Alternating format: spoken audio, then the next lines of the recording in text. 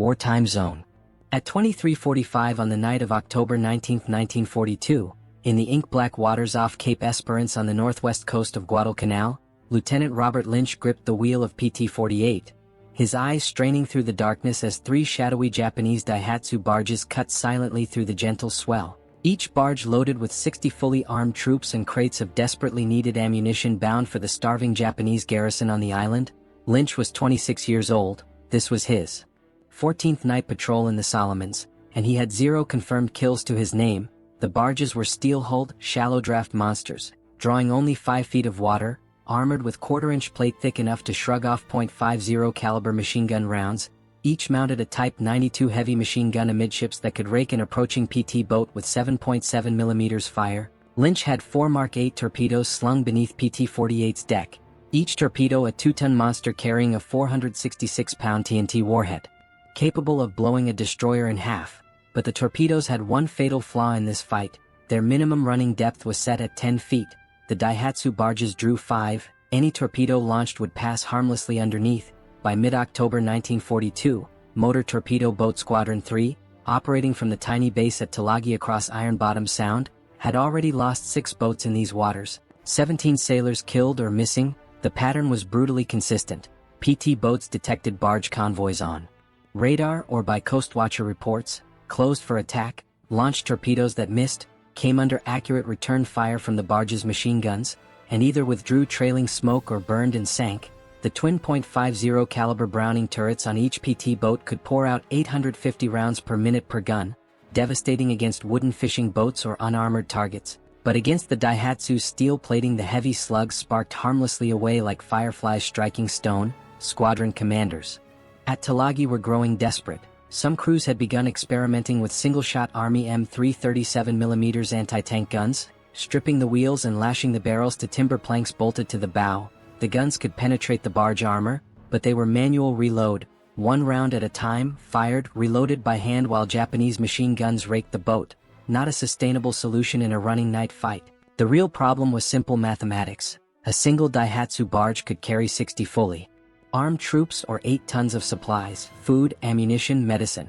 Enough to keep a company fighting for days. The Japanese were running 20 to 30 barges per night down the slot past Guadalcanal's defenses. To disrupt the supply line meaningfully, PT boats needed to sink multiple barges per patrol. Single-shot guns or unreliable torpedoes could not achieve that rate of destruction. 3 miles inland from Lunga Point sat Henderson Field, the unfinished Japanese airfield captured by Marines on August 7. By October, the field was a chaotic junkyard of wrecked aircraft. Daily Japanese bombing raids from Rabaul and fierce dogfights over the slot left dozens of American fighters shot down, crashed on landing, or written off after battle damage. Among the most common wrecks were Bell P-39 Airacobras. The P-39 was an odd duck of a fighter, its Allison V. 1710 engine mounted behind the pilot with a long drive shaft running beneath the cockpit to the propeller. This mid-engine layout freed the nose for heavy armament, most notably a 37mm Oldsmobile M4 automatic cannon firing through the propeller hub, supplemented by 2 synchronized .50 caliber machine guns in the nose and 4.30 caliber guns in the wings. The M4 cannon was a monster for its time, capable of 150 rounds per minute from 30-round horseshoe-shaped magazines, muzzle velocity around 2,000 feet per second, available in high-explosive or armor-piercing variants, designed to shred light armor or enemy aircraft with devastating effect. But the P-39 struggled in the Pacific theater. Poor high-altitude performance against the nimble Mitsubishi A6M0, fragile airframes that crumpled under tropical conditions. Many were lost in combat or accidents. By mid-October, dozens littered Henderson Field in various states of destruction. Fuselages crumpled into coral, wings sheared off, engines seized from salt corrosion, but in many cases the nose-mounted 37mm cannons remained remarkably intact. Hydraulic recoil systems functional, feed mechanisms undamaged, barrels straight and rifled, lying there amid the wreckage like forgotten treasures. No one had considered using them on boats. They were aircraft weapons. No naval mounts existed. No doctrine-covered installation on small craft. No official approval had been sought or given. But PT boat crews were running out of time and options. The idea emerged organically, born of necessity and the close-knit community of sailors and airmen. Sharing the same desperate island, mechanics at Henderson talked to PT crews during resupply runs. PT crews saw the wrecked P-39s scattered around the field and asked casual questions about the big guns protruding from the noses. Someone did the math in their head: 150 rounds per minute automatic fire, high explosive shells that could punch through quarter-inch steel, 30-round magazines that could be swapped in seconds. It might just work. The first to push the concept into reality was a combination of determined officers and enlisted men who refused to accept the status quo. By late October 1942, PT boat crews were systematically salvaging M4 cannons from P-39 wrecks. The process was back-breaking and dangerous. Removing a cannon required crawling into crumpled nose sections with cutting torches and wrench sets, disconnecting delicate hydraulic lines for the recoil system, unhooking the charging cable and firing solenoid, detaching the ammunition feed chute, then cutting through the engine reduction gear housing with an oxyacetylene torch while sparks showered in the confined space. Each cannon assembly weighed 213 pounds bare, plus 40 pounds for the hydraulic recoil cylinder and another 30 for the feed mechanism. Total around 280 pounds of steel to be manhandled out of wreckage and carried across coral. Heavy for a PT boat's thin plywood deck designed for lighter machine gun turrets, but desperation breeds engineering miracles. The first installations were crude in the extreme: base plates cut from salvaged aircraft skin or landing gear struts, pedestal mounts welded together from whatever scrap steel could be found, rotating collars machined on Henderson's single lathe using improvised bearings from wheel hubs, welds ugly and rushed under generator-powered arc welders that kept cutting out from fuel rationing, but they held together well enough for combat testing. Ammunition came straight from the P-39's own stores, horseshoe magazines loaded with high-explosive or armor-piercing rounds salvaged from the fighters' ammunition bays. The first combat test came quickly and dramatically, in the last days of October or first days of November. Exact dates vary slightly in surviving logs. A PT boat equipped with a salvaged cannon engaged Daihatsu barges off Cape Esperance, closing to 600 to 800 yards and opening fire. The results were immediate and stunning. The 37mm high-explosive rounds punched through the barge's steel plating as if it were cardboard, detonating inside troop compartments or fuel tanks in bright orange flashes. Armor-piercing rounds ripped through engines and hulls below the waterline. 1 or 2 magazines, 60 rounds, delivered in sustained bursts could disable or sink a barge in minutes. The cannon's hydraulic recoil system absorbed the shock. The improvised mount held against the deck flex of a planing hull at 40 knots. The gun worked far better than anyone had dared hope. Word spread through Squadron 3 like wildfire in dry grass. Every PT boat commander demanded a cannon. Crews worked through nights under blackout conditions stripping wrecks by flashlight and lantern. By mid-November 8 boats had operational cannons. The salvage operation became almost industrial in efficiency. Teams developed routines knowing exactly which bolts to loosen first, how to cut mounts without damaging hydraulics. Removal time dropped from hours to under 60 minutes per gun. Henderson Field's tiny machine shop produced improved mounts incorporating bronze bushings salvaged from damaged aircraft wheel assemblies for smoother rotation under recoil.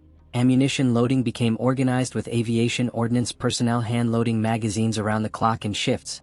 The tactical impact was profound and immediate. Before the cannons, PT boats could harass barge convoys but rarely stop them decisively. With the 37mm they destroyed them systematically at ranges where Japanese return fire was less effective. Japanese barge crews who had operated with relative impunity for weeks now faced systematic annihilation. For much of September and early October 1942, the Daihatsu barges had slipped down the slot under cover of darkness, hugging the coastlines of the Solomon Islands, unloading troops, ammunition, rice, and medical supplies at remote beaches before vanishing into the jungle or retreating northward. American PT boats harassed them, launched torpedoes that ran harmlessly beneath the shallow hulls, sprayed them with .50 caliber fire that sparked uselessly off steel plating, and then withdrew under accurate return fire from the barge's Type 92 machine guns. The Japanese crews had grown confident, almost contemptuous.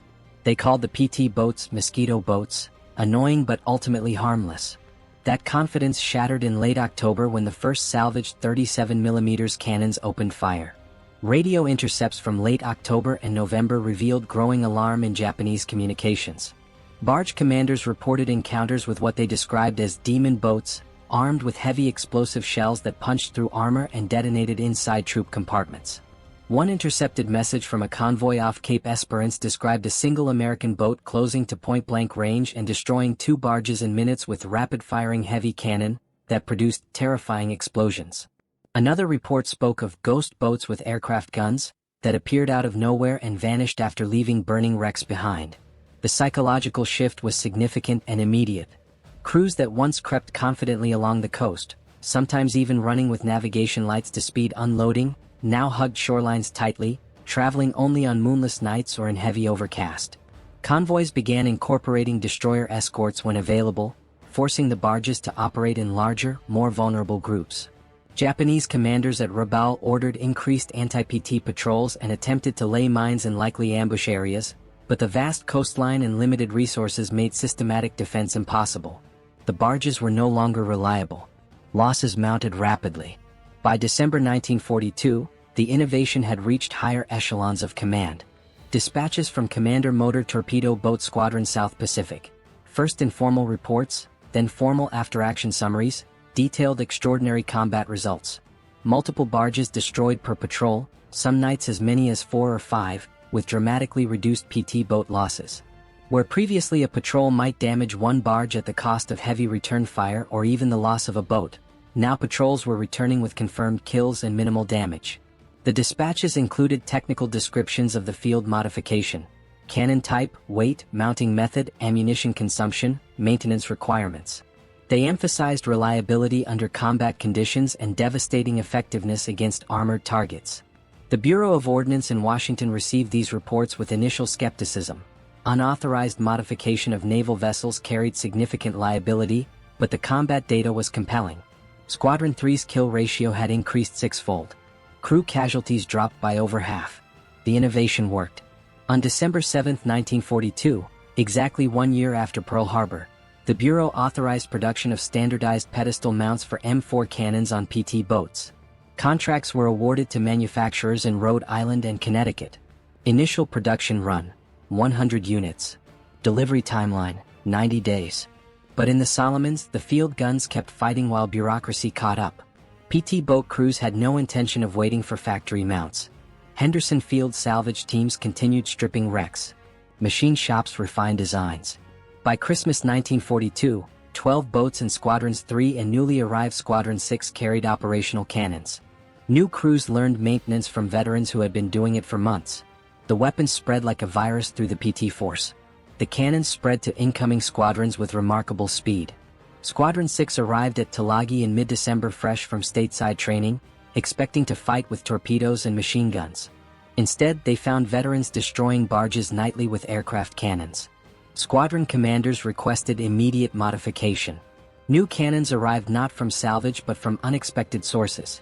Replacement parts shipments for P-39 units included factory-fresh assemblies still packed in cosmoline. Requisition forms were creatively filled. Cannons intended for aircraft maintenance somehow ended up on PT boats. By early 1943, dozens of PT boats across the theater carried them, operating from Tulagi, from forward bases on Rendova and Vella La Vella, from New Georgia as the campaign pushed northward. Japanese nocturnal supply lines crumbled under sustained destruction. What had been a reliable trickle of reinforcement became a deadly gamble. Barge convoys that once delivered hundreds of troops and tons of supplies now faced annihilation before reaching unloading points. Japanese records captured later revealed the scale of loss. In January 1943 alone, over 60 barges destroyed or disabled in the Central Solomons. Troops who did reach Guadalcanal arrived exhausted, under-equipped, and in drastically reduced numbers. The garrison's combat effectiveness collapsed. Starvation and disease took hold as rice rations dropped to ounces per day. Barges could no longer reliably sustain the garrison on Guadalcanal. The Japanese High Command faced an impossible choice: commit precious destroyers to supply runs, exposing them to American air attack, or watch the garrison wither. They chose both and lost. The island that Japanese planners had dismissed as an insignificant outpost, a temporary inconvenience on the road to Australia, became the graveyard of their imperial ambitions in the South Pacific. The decision to reinforce Guadalcanal rather than evacuate drained resources that could have fortified later defensive lines. The campaign tied down elite units that would be desperately needed elsewhere. Guadalcanal became the first domino in a chain that would fall all the way to Tokyo. The story of the 37mm cannon on PT boats stands as one of the clearest examples of wartime improvisation driving tactical revolution. Sailors identified a critical problem. Existing weapons could not reliably destroy the enemy's primary supply method. They located existing resources in the wreckage around them, dozens of crashed P-39 Airacobras littering Henderson Field whose cannons remained functional. They built functional solutions with primitive tools under combat conditions, cutting torches, hand drills, scrap steel, and welding rigs powered by ration generators. They tested them in the harshest environment imaginable: night actions against alerted enemies in confined waters under machine gun fire. They documented results that could not be ignored: kill ratios multiplied, losses reduced, supply lines disrupted.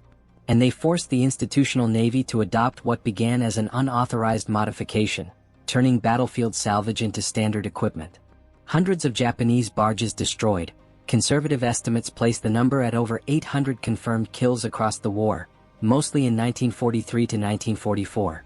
Thousands of tons of supplies sent to the bottom: rice, ammunition, fuel, medical stores that never reached desperate troops. Tens of thousands of troops who never reached the fight. Reinforcements that would have prolonged defenses on Guadalcanal, New Georgia, Bougainville, and beyond. All because wrecked fighters at Henderson Field became the salvation of wooden boats patrolling Iron Bottom Sound. The men who made it happen were ordinary sailors, mechanics, and ordnance personnel doing extraordinary things under constant pressure. Their names are scattered through logs and after-action reports, often mentioned in passing amid statistics of barges sunk and patrols completed. Lieutenant Robert Lynch and his crew on PT-48 are often credited with early successes, though the exact first installation remains debated among veterans' accounts. Gunners mate Harold Mitchell, who fired the first combat bursts, standing exposed on the bow while 37mm shells screamed past. Technical Sergeant James Coogan, the Air Force armorer who knew every hydraulic line and feed mechanism, who transferred to Tulagi to train PT crews on maintenance. Chief Machinist's mate Donald Fry, who sketched the original pedestal mount on scrap aluminum in 40 minutes, whose crude design became the basis for factory production 18 months later. These men worked in conditions that tested human limits. Henderson Field under constant bombardment, air raid sirens wailing as Japanese Bettys dropped strings of bombs. Tulagi's PT base, a mosquito-infested swamp with minimal facilities. Sleep interrupted by alerts, meals of cold sea rations, constant threat of malaria and dysentery. Yet they salvaged, designed, installed, maintained, and fought with weapons they built themselves. The innovation's success lay in its simplicity and necessity. No complex technology required. No rare materials. Just existing cannons, basic metalworking skills, and the determination to solve a problem that was killing friends nightly. The results spoke for themselves. Where PT boats once harassed, they now destroyed. Where they once withdrew under fire, they now pressed attacks. Where they once accepted barge resupply as inevitable, they made it suicidal. The psychological impact on Japanese forces was profound. Barge crews, initially confident in their armor and shallow draft, now feared the night. Veterans described American PT boats as devils that appeared from nowhere with thunderous cannon fire. Morale collapsed. Some crews refused patrol assignments. Others beached barges prematurely to avoid detection. The Tokyo Express, once a lifeline, became a death trap. Higher Japanese commands responded desperately. Destroyers escorted barge convoys, exposing themselves to air attack. Submarines attempted resupply, limited by cargo capacity. Aircraft dropped supplies by parachute, most lost in jungle canopy. Nothing compensated for the lost barges. The garrison on Guadalcanal withered. By January 1943, Japanese commanders faced reality: evacuation or annihilation. They chose evacuation in February, withdrawing 10,000 survivors in a brilliantly executed operation under American noses, but conceding the island nonetheless. The 37mm cannon innovation marked a turning point not just tactically but psychologically. For American PT sailors, it restored offensive capability. Boats designed for hit-and-run torpedo attacks became effective gun platforms capable of sustained combat. Crew confidence soared. Patrols became aggressive rather than cautious. The weapons that began as desperate salvage became symbols of American adaptability. The story spread through the Navy. New squadrons arriving in theater demanded cannons immediately. Training programs incorporated the modification. Maintenance doctrine evolved. The field expedient became standard practice, then official equipment. The legacy extended beyond Guadalcanal. In New Guinea, PT boats with 37mm cannons supported MacArthur's advance, destroying barges along the northern coast. In the Mediterranean, squadrons fighting German F-lighters adopted similar modifications. In the Philippines, They shredded Japanese resupply efforts during the Leyte and Luzon campaigns. The men returned home quietly. Lynch became an electrical engineer in Philadelphia. Mitchell worked for Boeing. Coogan retired as a master sergeant. Fry welded ships in Tacoma. They spoke little of their innovation. No medals for welding mounts under bombardment. No parades for turning scrap into victory. But their work changed the war. One cannon at a time. One destroyed barge at a time. One night patrol at a time. The 37mm cannon that began as salvage from crashed fighters ended the war as factory-standard equipment on hundreds of PT boats. From desperate improvisation to institutional adoption in 18 months. From Henderson Field coral to production lines in Connecticut. The sailors who made it possible never asked for recognition. They asked for tools that worked. They built them when none were provided. That is the real story of the 37mm cannon on PT boats. Not just a weapon, but a testament to what determined men can achieve when necessity demands and courage answers. Technical Sergeant James Coogan, who trained crews on maintenance, Chief Machinist's mate Donald Fry, who designed the original mounts, and dozens more whose contributions went unrecorded beyond squadron diaries. They didn't win medals for wielding cutting torches and choking coral dust or welding mounts under blackout conditions while Japanese bombers droned overhead, but they won nights that helped win the campaign. These men operated in an environment of constant danger and deprivation. Henderson Field was not a safe rear area workshop. It was a frontline airfield under near-daily bombardment. Japanese Betty bombers and Zero fighters struck regularly, forcing work to stop as crews dove for foxholes. Coral dust clogged mechanisms, tropical humidity rusted parts overnight, malaria and dysentery felled men faster than combat in some weeks. Yet Coogan, Fry, and their counterparts kept working. Coogan, with his pre-war experience maintaining P-39s at stateside bases, became the unofficial expert on the M4 cannon's quirks. The sensitive hydraulic recoil system that could seize in salt air, the feed mechanism prone to jamming from coral grit, the charging handle that required precise force to avoid bending. He developed cleaning routines using aviation gasoline as solvent when proper fluids were unavailable, improvised tools from scrap to disassemble breech blocks, taught gunners mates how to diagnose misfeeds by sound alone. Frey's contribution was equally vital but even more improvisational. His original pedestal mount design, sketched on scrap aluminum with a grease pencil, was born of necessity in Henderson's primitive machine shop. The shop had one lathe, one drill press, a welding rig prone to power cuts from fuel rationing. Fry calculated load bearings by eye, reinforced base plates with aircraft landing gear struts, added improvised bushings from wheel hubs to reduce recoil wobble. His mounts were ugly, welds thick and uneven, paint scorched from torch work, but they held when 280-pound cannons fired at full automatic, absorbing forces that could have torn through PT boat decks. Later factory designs refined his concepts with precision machining and stronger alloys, but the core idea, simple, strong, rotatable, came from Frey's field engineering under fire. Dozens of others contributed in ways rarely documented. Aviation ordnance men who hand-loaded thousands of 30-round magazines, checking each round for proper seating to prevent feed failures. Boat captains who risked their vessels testing mounts in combat. Mechanics who reinforced decks with whatever steel plate could be scavenged from wrecks. Their names appear fleetingly in logs, brief mentions of cannon installation completed, or mount repaired after engagement. But their collective effort transformed PT boat capabilities. The innovation succeeded because it solved a real, immediate tactical problem with available resources in a way that produced measurable, undeniable results. Japanese barges carried the lifeblood of their defense. Troops to replace losses, ammunition to sustain attacks, food and medicine to prevent collapse from starvation and disease. American torpedoes and machine guns could not reliably stop them. Torpedoes ran too deep, machine guns lacked penetration. Wrecked P-39 Airacobras littering Henderson Field provided exactly the weapon needed, powerful, automatic, with ammunition already on hand. The crews simply connected need to solution with courage and ingenuity, bypassing normal channels because normal channels move too slowly for men dying nightly. Military organizations typically resist field modifications for good reasons. Safety concerns, a failing mount could kill crew or sink a boat. Maintenance complications, non-standard parts strain limited logistics. Logistical nightmares, spare parts don't exist for improvised equipment. Liability issues, who answers if something goes wrong. Combat does not wait for approval cycles, risk assessments, procurement boards. Commander Alan Calvert, who authorized the first installations without higher approval, took real institutional risk. If a mount had failed catastrophically, ripping through a deck during recoil, killing crew or sinking a boat, he would have faced serious consequences, possibly court-martial for endangering vessels and men with unauthorized modifications. But he authorized it anyway because his boats and men needed to survive, needed offensive capability against an enemy supply system that was slowly strangling the Marines ashore. The results? Dramatically improved kill ratios and reduced losses, justified every risk.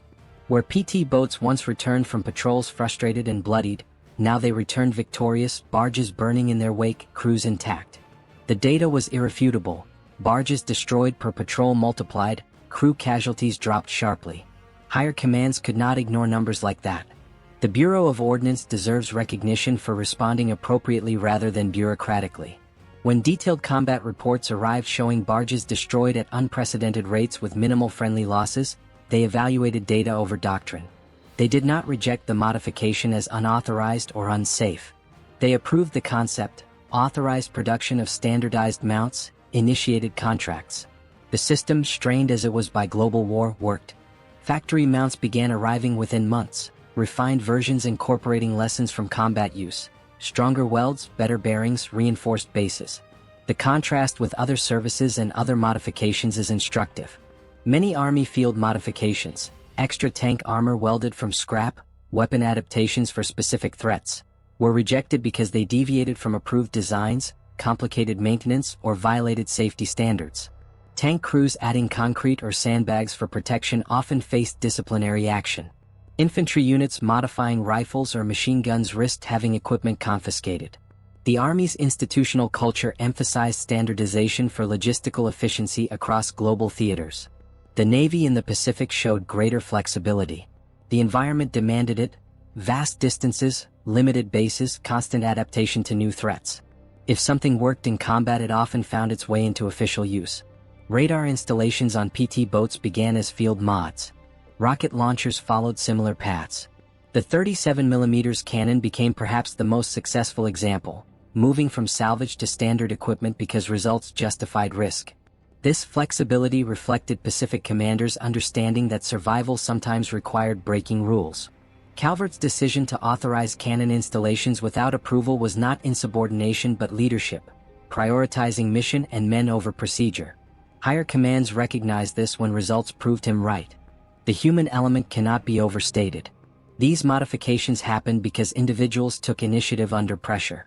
Coogan teaching maintenance by lantern light. Fry sketching designs between air raids. Lynch and his crew testing the first mount in actual combat. Mitchell standing exposed on the bow firing bursts that changed everything. Their actions ripple through history. The innovation success reshaped PT boat operations fundamentally. Boats once limited to torpedo attacks at ranges where misses were common became direct-fire gun platforms capable of sustained engagement. Tactics evolved. Closing to cannon range rather than torpedo range, paired attacks with one boat suppressing while another maneuvered, night actions where American firepower overwhelmed Japanese return fire. Japanese adaptation revealed the innovation's impact.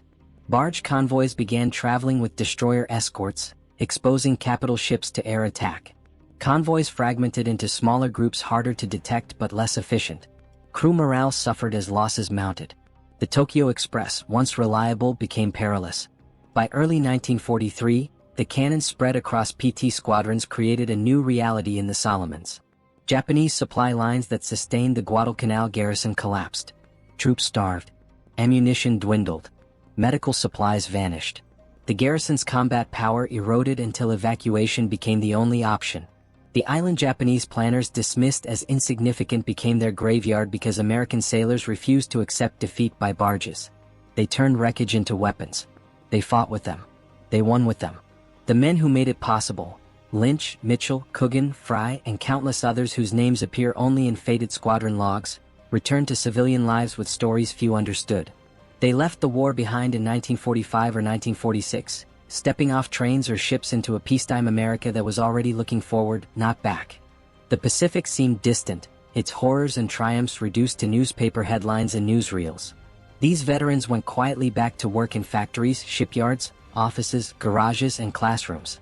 They raised families, coached little league, attended church picnics, and mowed suburban lawns. To their neighbors, they were just regular guys, quiet, reliable, perhaps a little reserved. Few ever grasped what these men had done on a coral airstrip under bombardment, or in the black waters of Iron Bottom Sound. Robert Lynch settled in Philadelphia and became an electrical engineer. He designed circuits for industrial machinery, the kind of steady, precise work that demanded the same patience he once applied to aligning a salvaged cannon on a pitching deck. He rarely spoke of the war. When pressed by curious nephews or old shipmates at rare reunions, he would shrug and say the cannons worked pretty good. He died in 1978, carrying most of his stories with him. Harold Mitchell, the gunner who stood exposed on PT-48's bow during those first terrifying engagements, took a job at Boeing in Seattle. He worked on assembly lines building commercial airliners, the same kind of production ingenuity he had once applied to keeping a jury-rigged 37mm firing through salt corrosion and tropical heat. Mitchell lived long enough to see his grandchildren grow up. In his later years, he occasionally opened up to fellow veterans, describing the muzzle flash that lit the night like lightning and the satisfaction of watching a barge erupt in flame. He passed away in 2006, one of the last direct links to those improvised nights. James Coogan stayed in the Air Force after the war, retiring as a master sergeant in 1962. His maintenance logs from Tulagi, painstaking records of every cannon removed, repaired, and reinstalled, survive in the National Archives, yellowed pages filled with neat handwriting that documented hydraulic pressures, feed mechanism adjustments, and corrosion treatments using whatever solvents were available. Coogan trained hundreds of young airmen in peacetime, passing on the practical wisdom he had gained under fire. He never sought recognition for his role in the PT boat cannon program. To him, it was just part of keeping the weapons working so the kids in the boats could come home. Donald Fry returned to Tacoma, Washington, and spent decades in shipyards, welding hulls and repairing vessels much larger than the fragile PT boats he once modified. His original pedestal mount design, rough, functional, born of necessity, became the foundation for factory-produced versions that equipped hundreds of boats. Fry received no medal, no commendation, no official acknowledgement. When asked years later about his contribution, he reportedly laughed and said something like, "We just needed something that wouldn't fall apart when it shot." He died in 1991, his role in naval history preserved only in technical reports and the memories of those who served with him. These men, and dozens like them, carried memories of nights when innovation meant survival. They remembered the acrid smell of cutting torches and confined wreckage, the sudden silence when generators cut out mid-weld, the tension of test firing a mount that might tear through a deck and sink a boat. They remembered the first time a cannon roared in anger and a barge exploded, the crew cheering over the engine noise because for once they had struck back decisively. They remembered friends who didn't make it home, lost to Japanese machine guns or accidents or disease before the cannons changed everything. Their legacy lives in naval history as proof that determined individuals can change warfare faster than institutions. The official Navy took 18 months to turn a field improvisation into standard equipment, but the sailors on Guadalcanal did it in weeks because they had no choice. Institutions move deliberately, weighing risks, costs, precedents.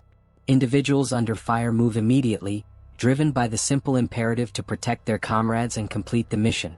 The PT boat cannon story illustrates this truth perfectly.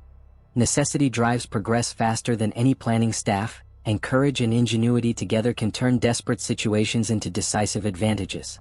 The 37mm cannon that began as salvage from crashed fighters ended the war as standard equipment on hundreds of PT boats.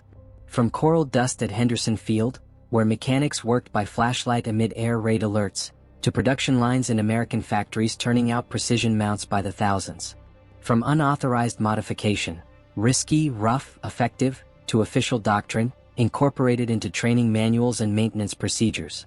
The weapons journey mirrored the broader American war effort, pragmatic, adaptive, overwhelming in scale once fully mobilized. All because ordinary men did extraordinary things when their comrades needed them most. They were not inventors seeking fame or officers chasing promotion. They were enlisted men and junior officers doing their jobs under impossible conditions, solving problems with whatever tools lay at hand because failure meant more friends dying on beaches or in jungles.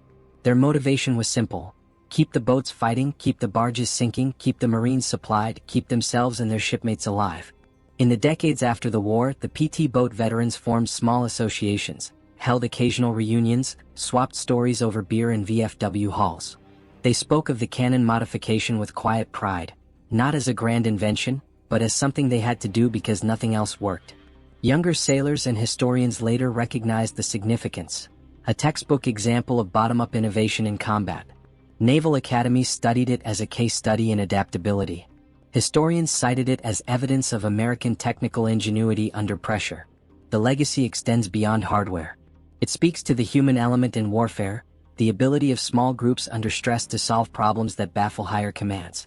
The cannon worked because individuals trusted each other, shared knowledge freely, took calculated risks together. Coogan teaching Mitchell how to clear a jammed feed. Fry consulting Lynch on deck loading. Calvert backing their judgment despite the risks. This was teamwork at its most essential, forged in shared danger. The story also carries a quieter lesson about recognition. The men who built the first mounts received no medals, no citations, no official thanks. Their names appear in logs as brief entries: cannon installed PT-48, mount repaired after action. Higher commands focused on results, not origins. The Bureau of Ordnance standardized the weapon without ever acknowledging the sailors who proved it worked. In peacetime, such oversights are common. The individuals who take risks fade into the background while institutions claim credit for success. Yet their contribution mattered profoundly. By disrupting Japanese barge supply lines, they helped shorten the Guadalcanal campaign by months. Fewer Marines died of starvation or disease because Japanese reinforcements arrived in dribbles rather than waves. The Solomons were secured faster, freeing resources for later offensives. The chain of victories that followed, New Georgia, Bougainville, the Philippines, owed something to those nights when PT boats with salvaged cannons ruled the slot. The veterans carried this knowledge quietly. They knew what they had done even if few others did. They found satisfaction in work well done, in comrades who came home because a desperate idea worked. They raised families who grew up hearing only fragments of stories. Dad never talked much about the war, but he fixed anything with his hands. Their legacy endures in different ways. In naval archives where maintenance logs and after-action reports preserve the details. In museums where surviving PT boats display factory mounts descended from Frey's crude originals. In historical studies that cite the cannon as a classic example of combat-driven innovation. And in the broader understanding that wars are won not just by grand strategies or industrial might, but by ordinary people solving immediate problems with courage and ingenuity. The 37mm cannon story reminds us that history's turning points often hinge on small acts by unnamed individuals. While admirals planned campaigns and factories built fleets, a handful of sailors on a malaria-ridden island changed the tactical balance with scrap metal and determination. They proved that when institutions move slowly, people can move quickly. That necessity remains the mother of invention. That courage and ingenuity, properly applied, can alter the course of battles and wars. All because ordinary men, when their comrades needed them most, refused to accept defeat and built something that worked. The 37mm cannon became perhaps the most successful field-modified weapon adopted by the Navy in World War II. Other modifications like radar installations and rocket launchers followed similar paths, but none matched the direct, measurable impact on operations. The weapon's development path was unusual. Most naval ordnance followed standard process: requirements, specifications, prototypes, testing, production. The 37mm on PT boats skipped every step, began with desperate crews cutting guns from crashes, welding crude mounts from scrap, testing in actual combat, proving through blood and results. Only then did official channels respond. Timeline from first combat use to factory standard installation was roughly 18 months, October 1942 to early 1944, by bureaucratic standards remarkably fast, by the standards of sailors dying nightly painfully slow. But it happened. The cannon spread beyond the Solomons, to New Guinea where PT boats supported MacArthur's advance, to the Mediterranean where squadrons fought German F-lighters off Italy, to the Philippines where they shredded Japanese resupply efforts in Leyte Gulf. Everywhere shallow draft enemy supply craft operated, the cannon proved devastating. Production numbers reflect success. Colt manufactured over 1,500 improved M9 versions from 1943 to 1945 with longer barrels and higher velocity. Not all went to PT boats, but they received priority because results justified it. The boats needed the weapons and the weapons delivered. Post-war Navy analysis confirmed impact across theaters. PT boats with 37mm cannons achieved 6 times higher vessel kill rates and 60% lower crew losses than boats without. Statistics cold but conclusive. Over 800 confirmed Japanese vessel destructions by PT boats with the cannon, mostly barges carrying troops and cargo that never reached destination. The innovation born of desperation on a coral airfield became standard armament that helped win the Pacific. The men who started it, Lynch, Mitchell, Coogan, Fry, Calvert, and countless others, returned to civilian lives with little recognition. Electrical engineers, Boeing workers, shipyard welders, their stories scattered in archives and memories, but their improvisation changed naval warfare in the Pacific, turned fragile wooden boats into effective commerce raiders, helped strangle Japanese garrisons one destroyed barge at a time. The 37mm cannon that began as salvage from crashed fighters ended the war as factory equipment on hundreds of PT boats, a testament to what determined men can achieve when necessity demands it and courage supplies an answer. If this forgotten story of how crashed planes became barge killers and turned desperate PT boat crews into the nightmare of the Tokyo Express moved you the way it moves us every time we think about those nights in Iron Bottom Sound, do 3 things right now. Smash that like button. Every like helps share these stories with people who need to remember that innovation under fire can change everything. Subscribe and hit the bell. We dig up these raw human tales from the Pacific War every week. Drop a comment. Where are you watching from, and had you ever heard how PT boats solved the barge problem with airplane guns before today? Because the sailors who stripped those wrecks and fought with those cannons deserve to be remembered for turning scrap into victory. Lock in. This is Wartime Zone. We'll see you in the next fight.